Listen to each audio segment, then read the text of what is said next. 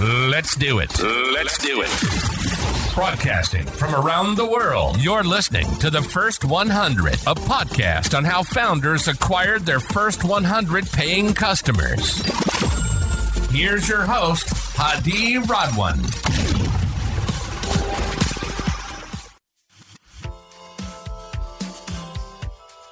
Good to have you on the show, Robert. How are you doing today? Yeah, I'm good, thank you. How are you today? I'm excellent. Thank you for stopping by on this lovely day in London. Robert Korzinek is the co-founder of Zingcover, which delivers truly specialist tailored insurance cover for customers that are in the retail space, and you do that through embedded partnerships. We'll dive into that more deeply in a bit. And you've raised to date around 1.2 million since inception, which is 2021. Robert, when people hear about your company and know a little bit about the space you're operating in, what strikes them different as compared to other things they've used before or something they're familiar with?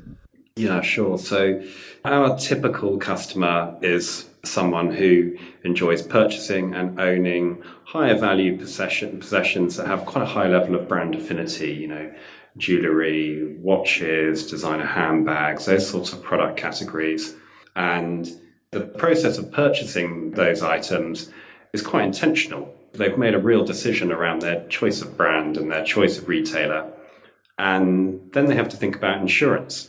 And insurance is completely dislocated from all of those things. And you're generally having to pick up the phone or fill out forms or send emails just to try and get, the insurance cover you need in place. We want to take all of the hassle out of it. But beyond that, because we embed with luxury goods businesses, we want to be an insurer that really respects that choice of retailer, respects that brand, and embeds that whole brand affinity in the customer life cycle. Amazing. So I'm going to a shop. I want to buy a luxury watch. How does it essentially work? Is your insurance on the checkout? Is it with the salesperson at the end of the journey? How does it work? Yeah, so we want to reach our customers in exactly the same ways as the businesses with whom we partner want to reach those customers.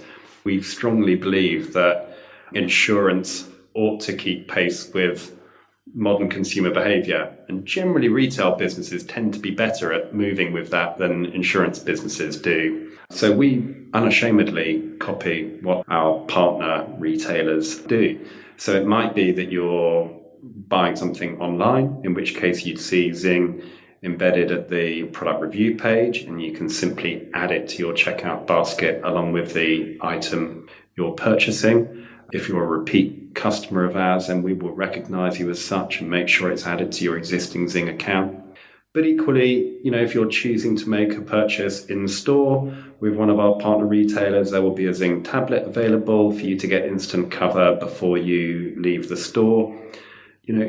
People even interact with their favorite retailers and brands over WhatsApp now. We're the first insurer that we know of that offers a full quote and purchase of insurance through our WhatsApp for Business service.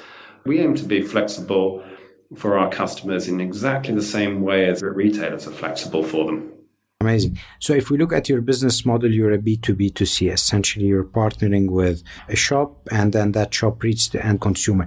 To walk us through your thought process, your early thought process on how did you decide on which business model to adopt? Because you could have essentially gone directly to the customer, maybe acquired the customer through Google Ads, but you decided to go through a partner.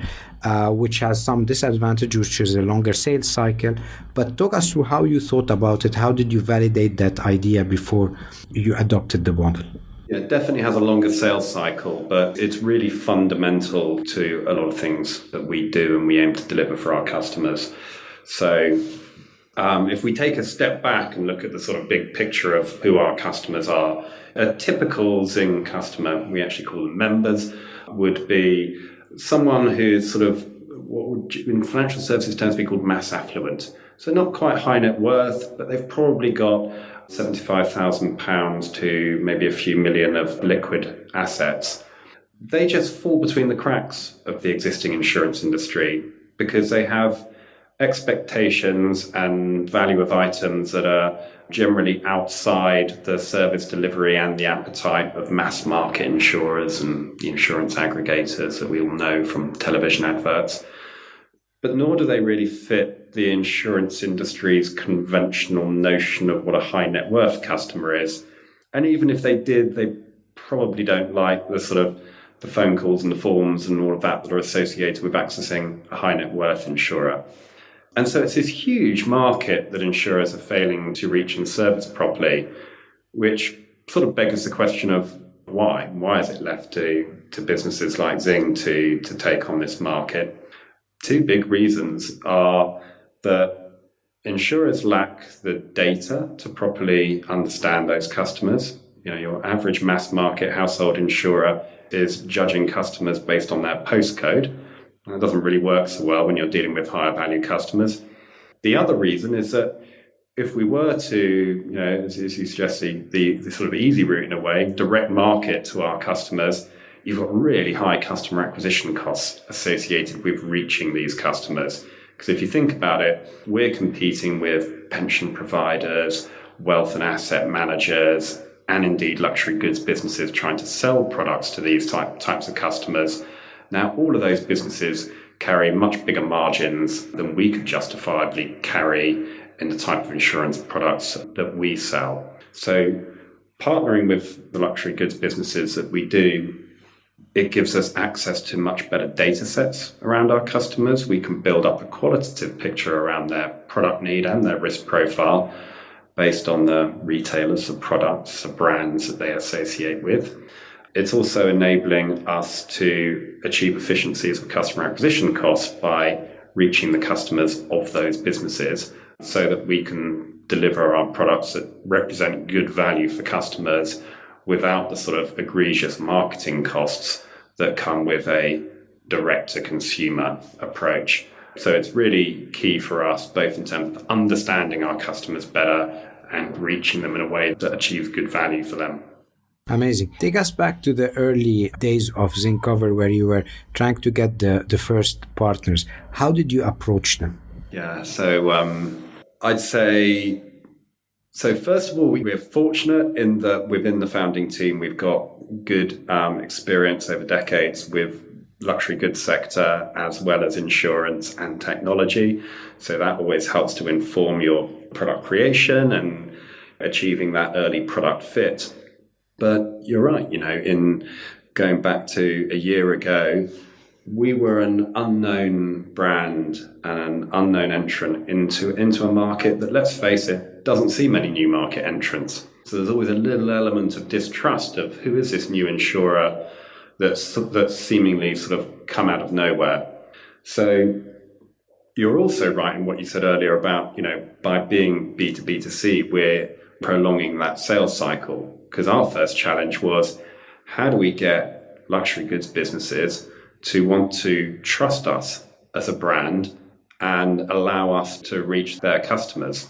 And so the first challenge we had was the same as maybe going out and speaking to other businesses to convey why we felt that this was important for their customers, why we felt it was beneficial for them as a business. Because let's face it, not many retail businesses wake up in the morning and think, I must have an embedded insurance offer for my customers. So you're not simply asking them to switch provider, you're asking them to do something new in their business. And as with so many things, that comes down to relationship. You need to get out there, start speaking to businesses, business owners and managers, building up that level of trust, listening to them about the pain points in their business and the pain points that exist for their customers, and demonstrating how Zing can address those pain points and bring additional benefits to them. And then it's all about delivery, because when you get those early partnerships, you need to make sure that you really deliver upon them so you get that buzz, that sort of halo effect through the market where other businesses think, hang on, so that business that I kind of respect and like is working with Zing. Maybe we should start thinking about why they're working with Zing, and we should have a conversation with them then. And you've just got to keep that momentum going through the market, and obviously make sure that you're delivering great products and great service for their customers. Otherwise, you reputationally fall flat pretty quickly. Amazing. So in your case, give us an example where you had to do a specific set of actions to get that client. How would the masterclass version of this look like for an entrepreneur who's starting from scratch? I think there's a few elements to that. There's how do you get in front of the business in the first place? That's the first challenge. So how do you really concisely and succinctly put across what might be quite a complex proposition in maybe a couple of lines? Because, if you're reaching out to someone on LinkedIn, say, that's about what you've got to guide as to whether they're going to quickly delete a message or say, hang on, that's interesting, I want to talk further. And then it's a case of how if you've got that first bit of interest from a business, that doesn't then mean that they've got boundless amount of time and interest to put into a continuing to evaluate whether it's good for them.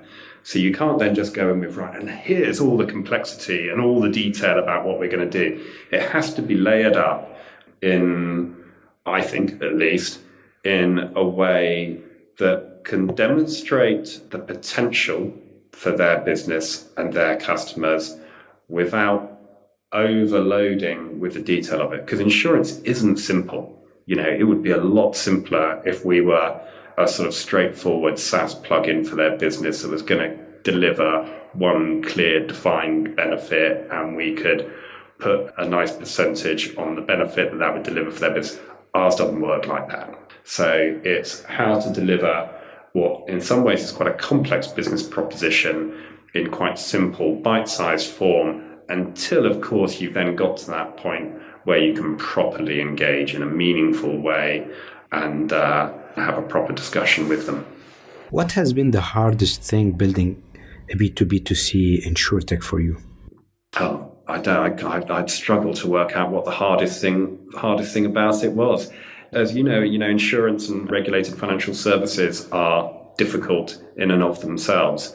You've got to be slightly mad probably to want to be a startup founder. You've probably got to have an additional level of derangement to want to do it in a regulated business where you have the hurdles of getting underwriting capacity in place, getting the state regulator to authorize you, and all these things you have to do before you even make your first pound of revenue. Having the confidence in your proposition and the confidence in your market fit to drive you through all those slow and painful processes that have to be got through. And then I'd say again, confidence in your proposition and confidence in your market fit for when you start going and having those first initial conversations. Because if you're not confident in that, it's going to come through.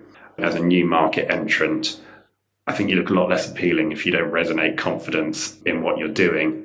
And I guess the only thing I'd say, which I think every founder has to do constantly, is whilst having confidence in your proposition, also still being able to listen and listen to others. We are embedded in the luxury goods industry. We like to think that we understand that industry better than other insurers, but we're still not in it. So we still need to listen to what they tell us about how they do their business and how they serve their customers. And that still continues to be really important to us. Even that bit that we were talking about in terms of the distribution channels we use to reach our customers, that is informed by what our partner retailers are doing to reach their customers. So we need to listen and learn and continue to iterate. Is there a story you can share with us where there was a client who was on the fence, they didn't want to partner with you, but then you've done some objection handling that was successful and they became a customer? Yeah, I'd say in the early days, the principal objection is why on earth would I want to share my customers with an insurance company? These businesses have high levels of customer acquisition cost to acquire their customers, and it's a completely fair and reasonable challenge of why would I want to trust you? Why do I want to pass my customers to you? And why would I want to trust you with my customers? Because if you do something wrong, it then reflects badly on me as a business. I'd say with all of our early partners, those were the two principal objections. And we still get those, less so, but we still get those now. I think, it comes back to that confidence in your proposition piece, that you've got to be absolutely honest in how you're addressing those key objections. Because I think if you go into a sales routine around really principled objections to an initial proposal, it's going to be so transparent and you will be seen through. So in terms of what that meant for Zing, we had to talk through their customer pain points and show that we had a level of understanding around the pain points for their business and the pain points for our customers. If someone is, they're in a jewelry store about to make a high value purchase, the thought of what their insurer is going to require and if they're going to have a safe installed or an alarm, that is a pain point that could lead to a missed sale for them.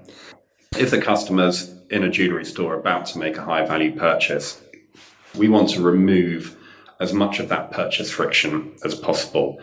And part of that might be the confidence of walking out of the store, knowing that they've got insurance in place without any of the hassle that follows of having to speak with their household insurer and find the phone call to do all of that. Part of it might be that these are, for most of our partner retailers, high value but infrequent purchases. So one of their priorities is how do I meaningfully re-engage with my customer along the life cycle? Well, insurance can be done right, can be a really good tool to enable that. So we're getting in touch with our customers and we're automatically revaluing what they have insured with us using our partner retailer expertise and market data. And that forms a meaningful post-purchase engagement point for those businesses, as well as a benefit for our customers. And then when it comes to claim, we obviously want to make sure that that customer of theirs is returning to them and getting that better shopping experiences. So those are all really positive. Most of those businesses wouldn't have traditionally associated with insurance.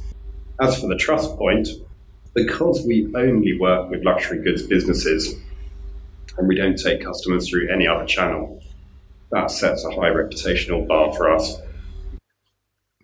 Knowing what you know today, and I'm pretty sure you've done so many experiments on which channel or marketing activities work best for you, where would you focus if you were starting from scratch on the best channel that has really attracted great partners for your business? I think the most important thing is being really clear about what, when you're B2B2C as we are, looking at that middle B with whom you want to partner, what does success look like for you and for them, and being really clear on that. I think there's a temptation, particularly for a startup, to build up a big pipeline and see this really big addressable market and think it's all a numbers game. We just need to approach as many businesses as we can. And if we get that 1 in 100 or 1 in 1,000 or whatever it is, we just then need to keep approaching the next 100 or the next 1,000. I think certainly our experience at Zing is that, we've erred on that on occasions, and it's never a good thing to do. Be focused around what a successful partner business looks like, where you're confident that you'll be able to deliver tangible benefit to them, but also it's going to be successful for you in terms of the customers you want to reach and the customers you want to serve, but obviously in terms of revenue as well. Because if you're going into a partnership with another business unclear about what you can deliver them and unclear as to whether they're really ever going to be successful for you, then that's a pretty bad way to start. And all you're doing is you might have better sales metrics for your business development team, but actually you're creating a whole load of resource drain down the line, trying to manage a partnership that was never actually a great fit in the first place. Amazing. What's the principle that you live by that has served you well in your journey? Oh gosh, that's a good question. I think a whole number of things, but I think that transparency piece that I've come back to a few times. There are different stakeholders in our business model. Principally, there's us, and what do we want to do? Well, we want to sell insurance products and make a profit from doing so. There's our partner retailers. What do they want? They want those kind of benefits that I just outlined a couple of moments ago. And then there's our customers. What do they want? They kind of just want insurance that does what it says it's going to do in the way that it says it's going to do it, and with as little faff and hassle as possible. Well, how do we knit the benefits that each of those stakeholders want to see together?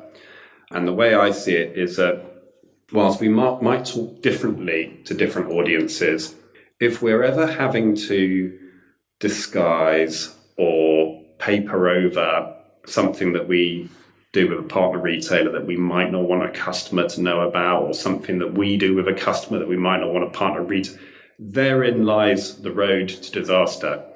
So I think, a pretty key principle for us is whether it's a customer or a retailer or our shareholders, are we happy to say this is what the entirety looks like, and we're happy to stand by the integrity of our business model?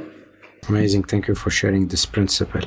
I started something new on this podcast where I asked the guest a question, and they are going to provide us with a business problem or a question that they're pondering to solve and they haven't solved yet. We take that question and we ask the next guest so that they give you their inputs on either how to solve the problem or an answer to your question. Is there something on your mind that you would like to share with us that hopefully we can give you advice on? Oh, that's a very good question, and one for which I don't think I have an immediate answer. What out of interest, what did your last participant ask? So we have a question for you, actually. So you could also chip in. Meanwhile, you could think about something that we could be helpful of. So previous guest asked, with the advent of AI, we've seen a lot of the administrative work being either replaced or being optimized. And now the managers who used to manage people who have been doing something administratively and have switched to more high impact activities with the organization, that manager's skill set of managing these people changed. And the question would be, how would they upskill themselves to become a better manager now that they have to manage a different set of people who have either been replaced by AI or have been optimized by AI? I think AI or no AI, that's probably a challenge that most scaling businesses face anyway. That, certainly I think you want people who are going to grow with the business. And for many people, that is going to be going from not managing people at all to starting to manage people, as well as what their core function for the business. And then hopefully if they're a high caliber person that does well and really grows at the rate that the business grows, they're going to be managing ever higher caliber people as well. So yeah, I'd probably slightly disassociate that from the advent of AI and say it's no different to a challenge that all good businesses should be facing anyway, of how do you find, encourage, and enable people who are going to grow with your organization such that they are always managing higher caliber people.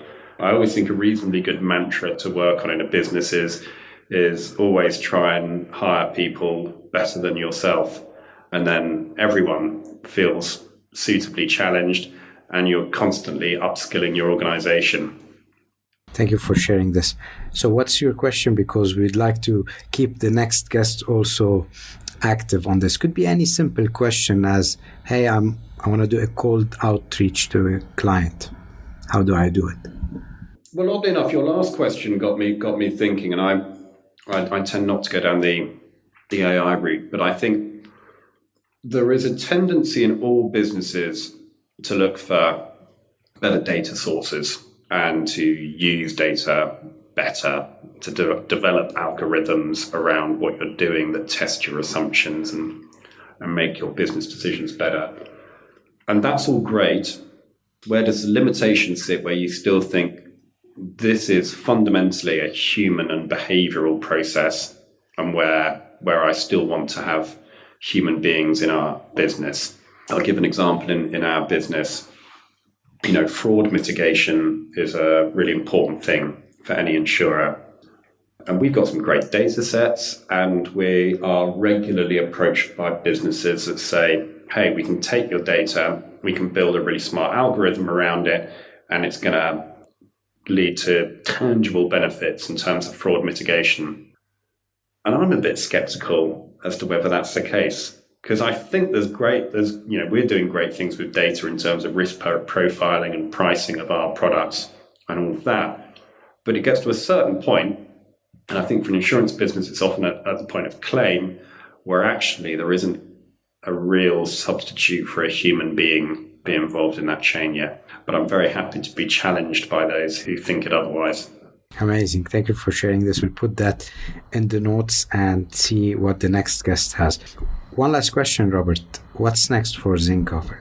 Oh, there's loads that's next for Zing. It's as we, at the time of recording, approach Christmas, there's a busy start to January ahead of us.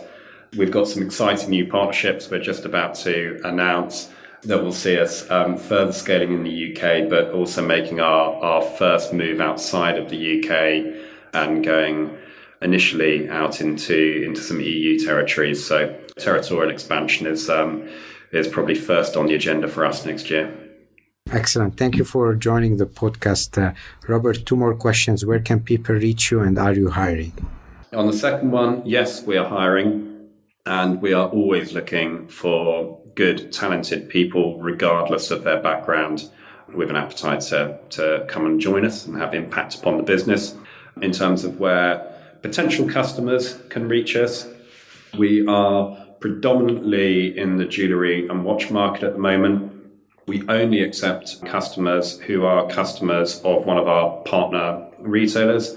So I'd suggest when you're next making a jewellery or watch purchase, you ask your retailer if they're a Zing partner, and therefore if you can access Zing on that purchase. Thank you, Robert, and we wish you the best of luck. Thank you. Thank you so much for listening to the First 100. We hope it inspired you in your journey. If you're enjoying the podcast, please subscribe to our podcast on Apple iTunes, Stitcher, Google Play, or Spotify, and share it with a friend starting their entrepreneurship journey. Leave us a 5-star review. Your support will help spread our podcast to more viewers.